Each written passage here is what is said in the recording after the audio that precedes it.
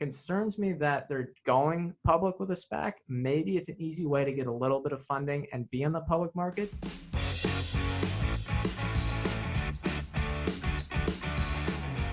Welcome to Chit Chat Money. On this show, hosts Ryan Henderson and Brett Schaefer interview industry experts and riff on the world of investing. As a quick reminder, Chit Chat Money is a CCM Media Group podcast. Ryan and Brett are not financial advisors. Anything discussed on Chit Chat Money by Ryan or Brett or any other podcast guest is not formal advice or a recommendation. Now please enjoy this episode. All right, everyone, welcome in. This is the Thursday deep dive episode, and we are recording on election day. So did you guys all put in your hedging trades? Liquidated entirely. Yeah. You can never know what's right? going to happen, so just better to be in cash. But no, and Ian, I guess we're joking, but we're all you never want to trade on an election. Historically. Yeah, not the type of bet I like to make, for sure. Yeah, that's not how we do it here. But today we're talking about a SPAC, and it is Feac, and they're merging with a company called Skillz. So Ryan, you want to give the long intro since it's kind of a weird merger they're going through here? So the company is Flying Eagle Acquisition Corp. It's a blank check company whose purpose is to create a merger. So they are a SPAC. But I've heard the word SPAC a lot, and I didn't totally know how it works, so I did a little digging. And for anyone that doesn't know, I'm going to basically give you the the basics of how a SPAC works.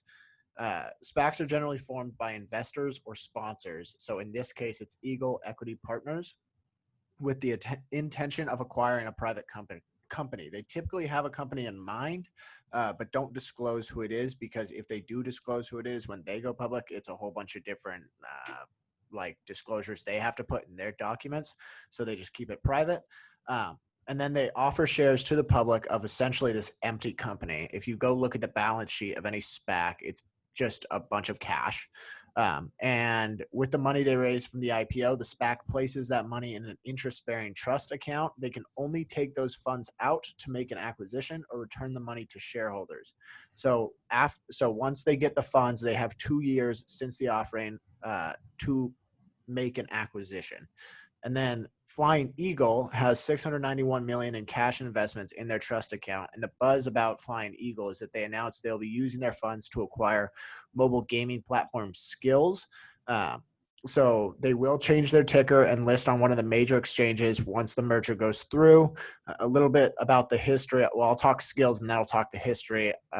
Skillz is a mobile multiplayer gaming platform that allows users to compete globally for either real cash or Skillz virtual currency. So from what I understand, correct me if I'm getting this wrong, Skillz doesn't make games itself. It's a platform that goes into existing games. So they partner with mobile solitaire or mobile billiards games and allow the players that are using it to compete for money. Am I getting that right? That is correct. Yeah, Okay. I think one way I was thinking about it, just to throw one more thing on there, is like Shopify is to e-commerce, Skillz is to mobile games. Okay. Yeah. Maybe even more like a Stripe, wouldn't it be? Yeah, or a merger. It's kind of something in between there. It's becoming a platform, or not a platform, but what's the word for it? Marketplace. A marketplace kind of it's giving them the software capabilities to monetize their games. Okay. Yeah. And Skillz was founded in Boston in 2012 by Andrew Paradise and Casey Chafkin. However, they moved their headquarters to San Francisco shortly after. In 2013, I assume that was for the developers. Yeah. Boston's the second biggest tech hub, but It's right next to it. Doesn't really matter. Anyway, in 2013, they launched the first ever cash prize competition for mobile video games. The hardest part about launching, according to Andrew Paradise, the CEO, was understanding the laws around it. So the focus for Skillz was that this was skill-based and not chance-based, because cash competitions for skill-based games are legal in 46 states, and then 10 of those states have basically their own caveats to that.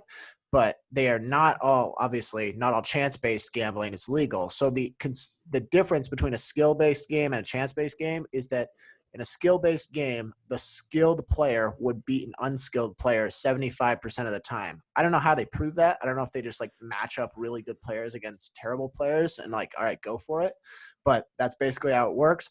interesting note, Skillz requires their developers to play mobile video games at work. I believe you have to get like 35 games in per week. That's good, I guess. A little strange. In touch with the consumer, right? Yeah. All right. You got to use it. Yeah, exactly. You want to hit on the industry? Yeah. So I'll talk about the industry, a little bit of their competition. They're part of the gaming industry, which we all know is giant, and they have companies, like Microsoft, Sony, Epic, Activision, Nintendo, et cetera, et cetera. There's a few dozen of them. However, Skillz is operating in a smaller niche, the cash prize competitions for mobile games. And these companies do not really directly compete with them. I wouldn't say they have any direct competitors that are public, and there's a few that are private that I think have about in between $1 and $40 million raised. So Skillz is the leader by far, at least by, dollars raised and likely with revenue. There's estimated about $1.6 billion flowing through its competitions of 2020.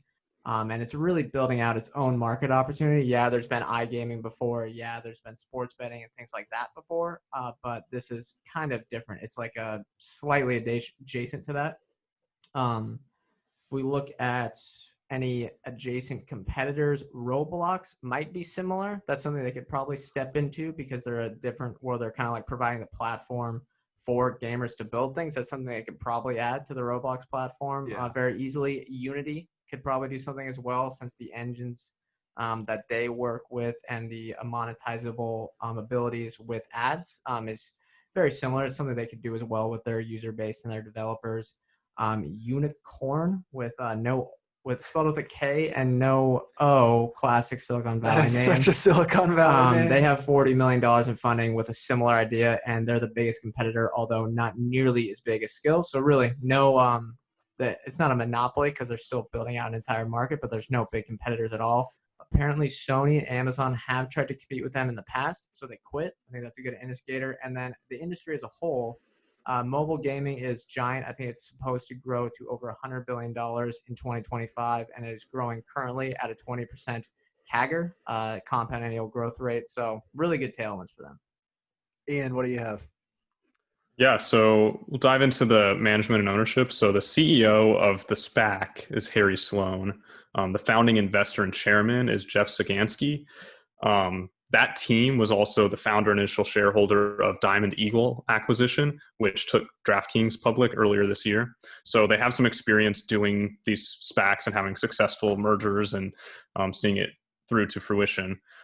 The management team of Skillz is going to take over running the public company once the merger goes through. And so the CEO of Skillz is Andrew Paradise. He, along with the chief revenue officer and other co-founder, Casey Chafkin, will continue to lead the company. A quote that I found from Andrew Paradise that I thought was really interesting is he says, "Skillz provides a platform to turn any mobile game on iOS and Android into one you can play with friends or strangers for cash, prizes, or points. And it enables esports tournaments for games that integrate its platform." And so he really just sees it as a massive, like he says, any mobile game. He thinks that this really provides capabilities for anybody. I was just listening to a call they had. There's a really good investor call from when the merger was first announced, and it's about 25 minutes. So if you have a chance, I'd really recommend going and listening to it because it tells you a lot about the company. But one of the things he said is they found even a 7-year-old app developer that had done hand-drawn drawings, and the 7-year-old app developer was using Skillz. And so they think it really is easy to use for lots of different people, and that's important to them. Interesting.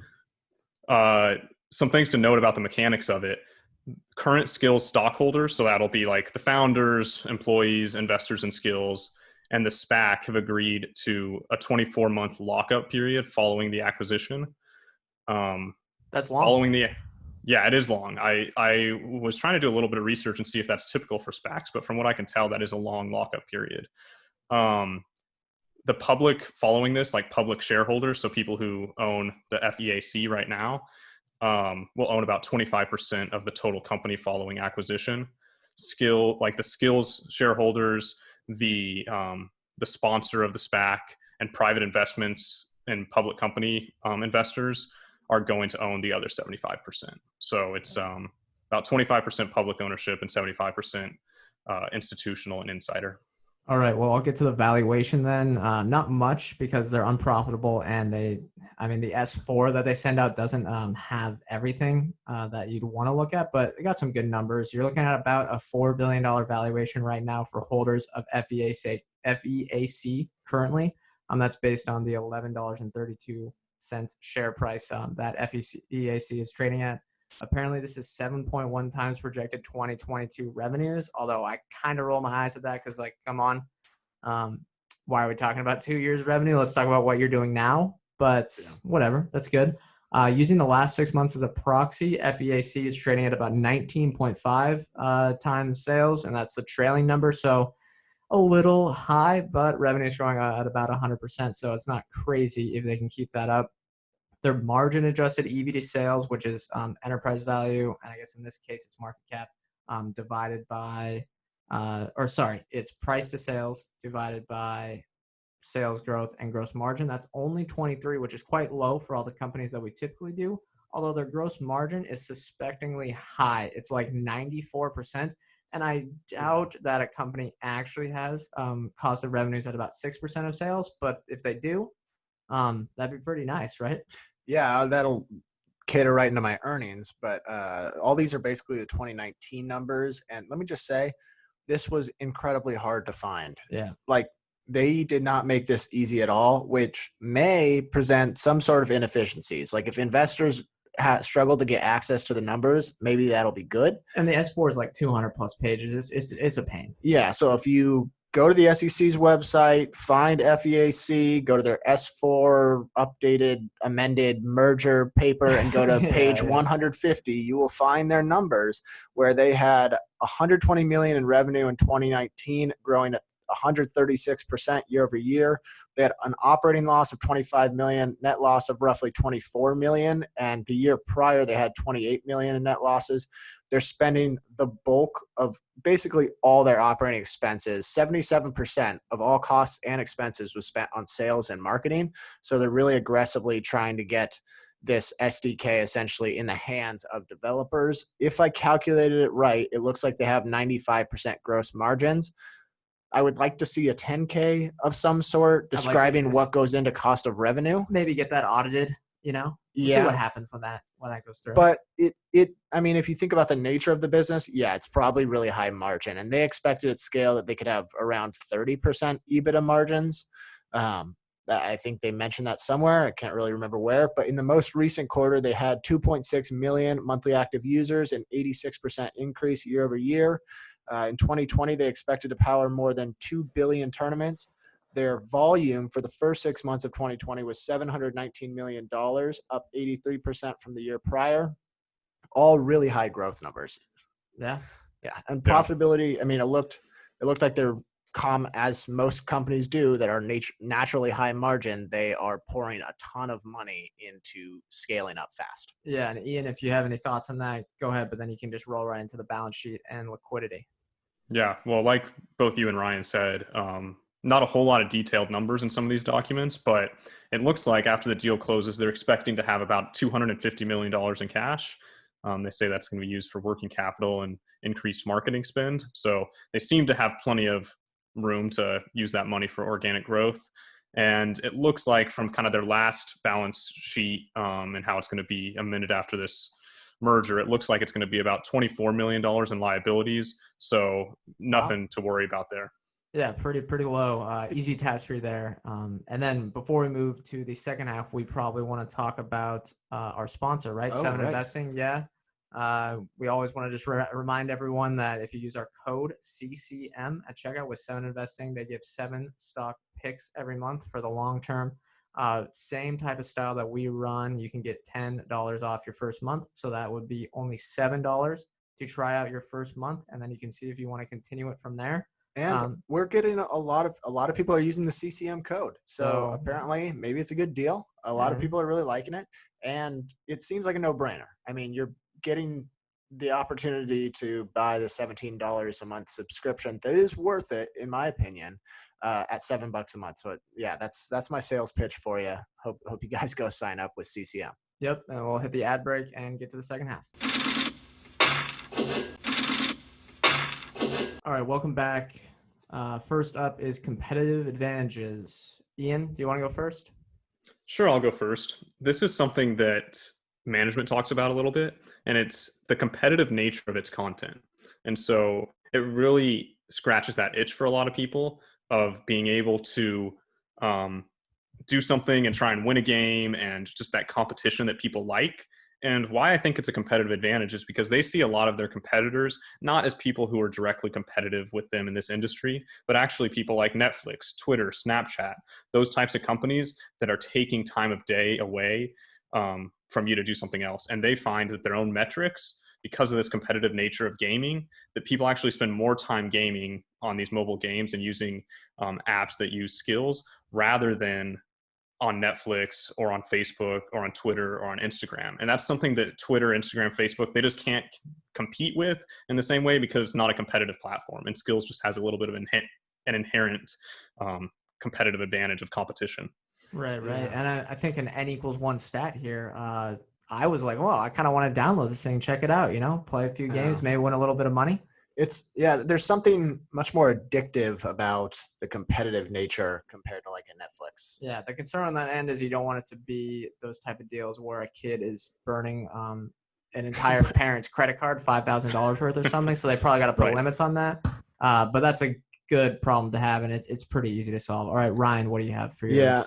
For me, it's regulatory barriers to entry. So like I said earlier, the CEO, that was like their main focus early on, was basically making sure that they're all up to date with all the laws, all the legal requirements around it, because it's really confusing. I mean, determining what's skill-based, what isn't, how many states have different caveats, getting out there. Apparently they made themselves like a 100-page Bible on all the legal requirements for internally inside the company. And then they also had to hire legal teams, outside counsel. They went to someone in Boston who basically knew all about this part, and they outsourced that. So you need a lot of capital to start, or a really good understanding of the legal grounds in each state, which is not easy to do. Yeah, and then until we get full federal, it's kind of a weird thing because with iGaming and sports betting and just gambling in general, it's just tough because while the federal Supreme Court case got overruled, every state has to make up their own legislation, and that's just tough. You have to do 50 things plus any territories. Yeah, it's a barrier to entry because it's either capital intensive or time intensive to have all that stuff down. Yeah, it's definitely is. All right, I'll hit mine. It's very simple. They have a 4-month user acquisition payback period. This is what they claim, but the numbers make sense given that they have those low cost of revenue. Then they've been able to grow revenue so quickly while only having, I think, 2.5 million users or 2.6 million users. So this allows them to fund their growth without having to take on a lot of debt or diluting shareholders with stock offerings, because if the cohorts from 2016, 2017, 2018 are already profitable for them, and if it's even like 4 months ago, that all they have to do to burn is the 4 months like prior from the current time. And if they can just keep that up, they're never going to have to raise any outside capital, which concerns me that they're going public with a SPAC. Maybe it's an easy way to get a little bit of funding and be in the public markets, but why not do a direct listing? It seems like their balance sheet was fine.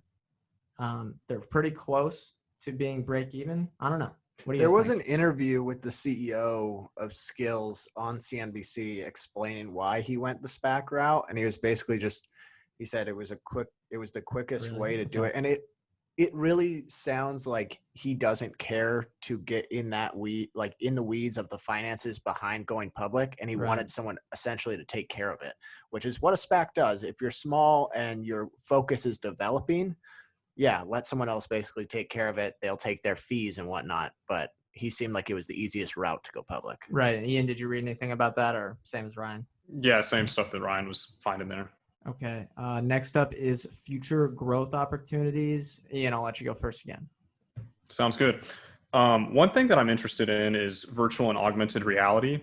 And as those types of apps become more prevalent, if Skillz can really capture a market of monetizing those apps. And so, I'm kind of skeptical of investing in those types of technologies just because there's not a lot of there, right? There's nothing that's too exciting that people use every day in terms of augmented reality and virtual reality, in my opinion. But Skillz doesn't actually have to develop any of that type of stuff. They just get to benefit from it if it actually occurs. And so if there's really, if another Pokemon Go comes along that has really great augmented reality, people love it, and becomes a big game, Skillz could potentially help monetize an app like that and benefit from that growth.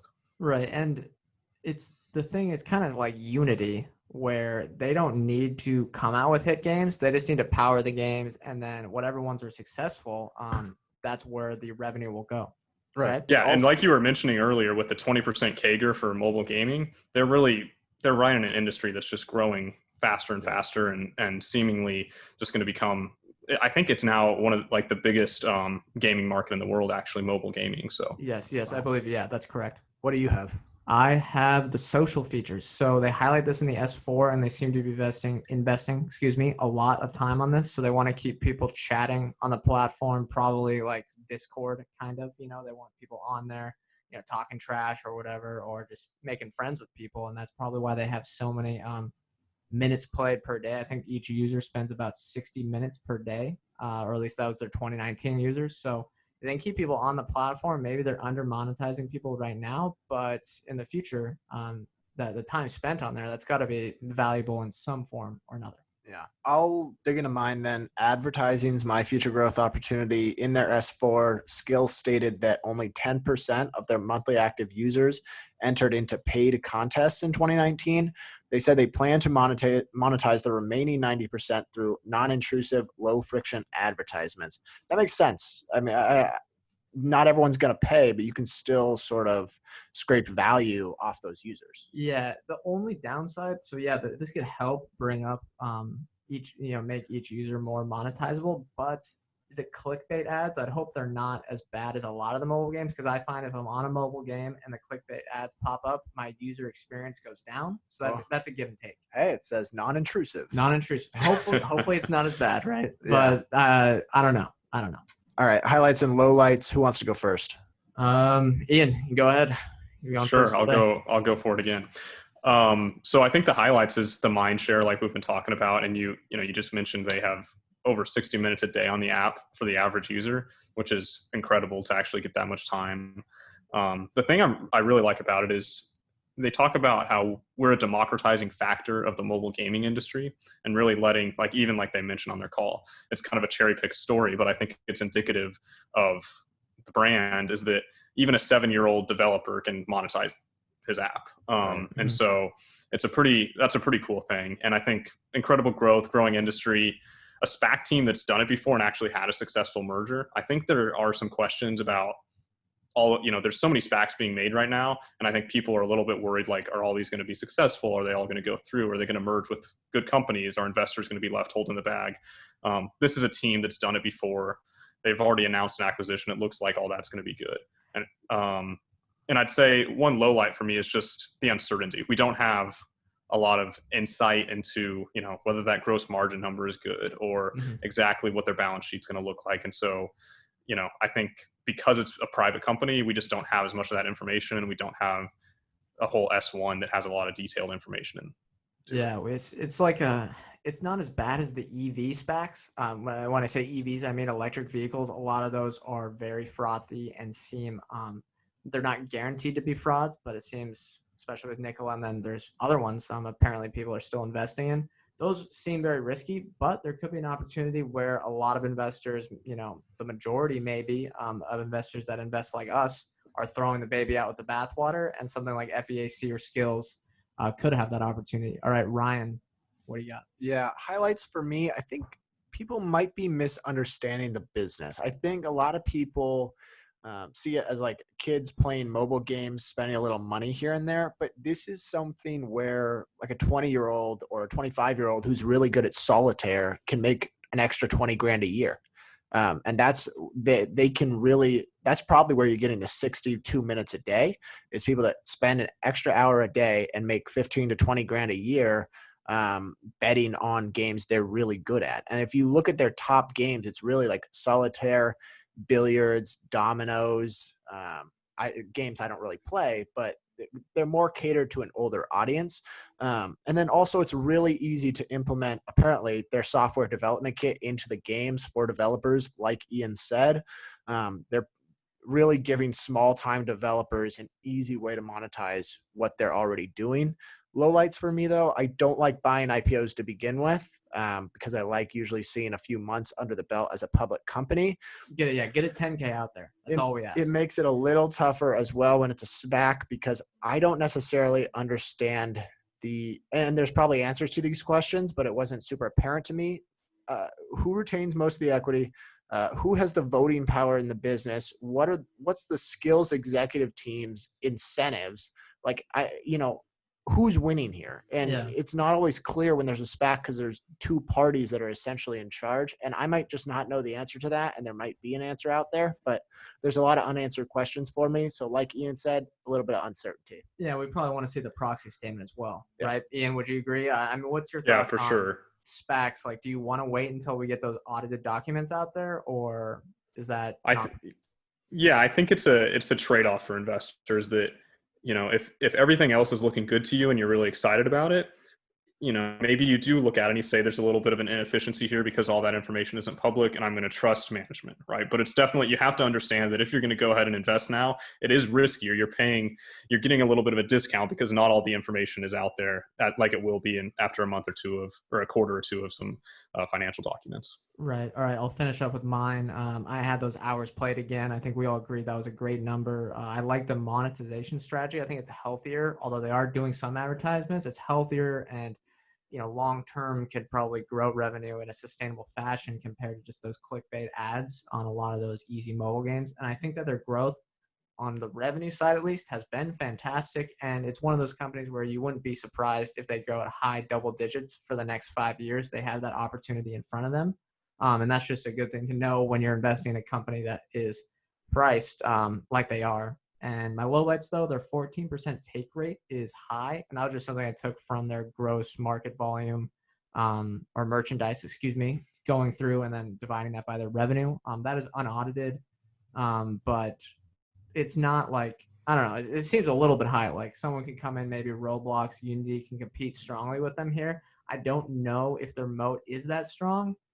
But they also, I don't know, no one's going to be coming in a startup and competing with them really easily. I had the question about the direct listing, but I guess Ryan answered that. And then another low light, though, is 79% of the revenue comes from 3 games. Does that concern you guys at all? Did it say which 3? It was the solitaire one, the ones you named earlier. Maybe. I don't think so. I think they have more of like a Twitch-like business. Maybe I'm saying that wrong, but it's really about people that think they can make money sustainably. It is a skill-based competition, not chance. So it's people that are really good at the games monetizing that. And I don't have any problem with them if like most of their players are on solitaire, most of their players are on dominoes. I'd rather have a few, maybe 4 or 5 games that are really, money drivers for the business than a bunch spread out, because they sort of have like the dynamite of their business in those. I don't know. It seems a little bit like, what if the game becomes a lot less popular? That's just my big concern. That can happen. Games aren't around forever. There's only a few that make it there. Ian, you have any thoughts? Yeah, I think some of these games that you're talking about, though, are kind of timeless games, dominoes, solitaire. And to me, the more important thing would be where this number is going directionally, not how big it is right now. I think if it's still at 79% 2 years from now, that would tell me that they haven't executed a good growth strategy because they haven't been able to get other popular games out there and to really monetize. But just having it at 79%, I get the point, but it's not a huge red flag to me. Okay, that makes sense. All right, to wrap things up, are we more or less interested in Skillz after talking about it today? Ian or Ryan, go ahead. Yeah, sure. I'll go first. More interested. I really like the business. I really wrote them off early on. People asked us to do this show. They were like, do a SPAC. And it's harder to get. It's a lot more work on our end to get information, but I think it was worth it. Mm-hmm. It's a really interesting business, and it is really helping developers. It's like just a helpful platform in general, but there is a lot of gray area for me on the financial side, like not necessarily financial, but the funding side. There's just a lot I have to get through on a SPAC in general, as opposed to just a typical public company. Yeah, agreed. All right, Ian. Yeah, I'm more interested too. I'd never heard of the SPAC before we started talking about it, and I hadn't heard of the company before. So it was really interesting to me to dive in and learn a little bit about Skillz particularly. And for me, I love these companies that help other people make money and really help entrepreneurs make their lives better. And so things like Shopify, Square, Etsy, Fiverr, like we talked about a couple of weeks ago, I think this falls in line with that, where it really helps entrepreneurs make their lives better. Yeah, and entrepreneurs in two senses, because there's the software developers can more easily monetize their platform, and then the players that use this as a money driver can make money that way as well. Yeah, they're doubly excited. Yeah, I am more interested. I think it falls into the basket. I'd even make a niche gaming one of the basket that you were talking about, Ian, of Unity, Roblox, and I know Roblox isn't public, and then Epic Games isn't public yet, but they're probably going to be soon. And then, Skillz, they help developers, and they're able to not be reliant on these hit games that the development companies are, the studios are, and that's a little bit more risky. But if they can have the platform where all the developers want to be and all of the users want to be, it seems nice. I know all these companies are probably going to be priced to a premium, and that's something you got to consider here. But at least on a company's sake, I'm definitely more interested. All right, we good to go? Yep. All right, that's going to do it for this episode. Thank you all for listening. Use our promo code CCM at checkout for 7 Investing to get $10 off your first month. Great deal that we're doing with our partnership there. Remember, we are not financial advisors. Anything we say on this show is not formal advice or recommendation. Give us show recommendations on Twitter to talk about for any of the future episodes. Thank you all for listening. We'll see you on our next episode.